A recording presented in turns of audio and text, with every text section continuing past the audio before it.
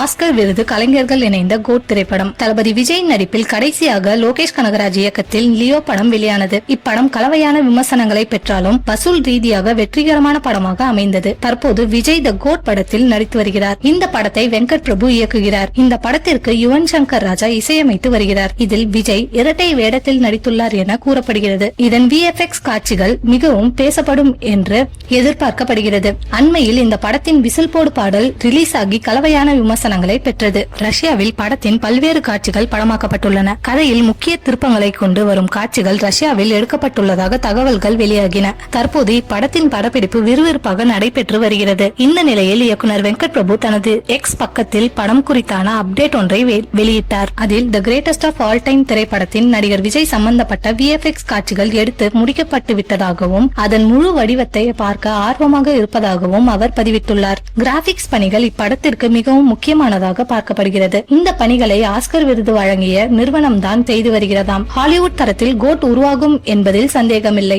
இதில் இளம் வயது விஜய் வில்லனாக இருப்பார் என்றும் ரசிகர்கள் கருத்து தெரிவித்து வருகின்றனர். கோட் திரைப்படம் இந்த ஆண்டு செப்டம்பர் 5ஆம் தேதி திரையரங்குகளில் வெளியாக உள்ளதாக அறிவிக்கப்பட்டுள்ளது குறிப்பிடத்தக்கது.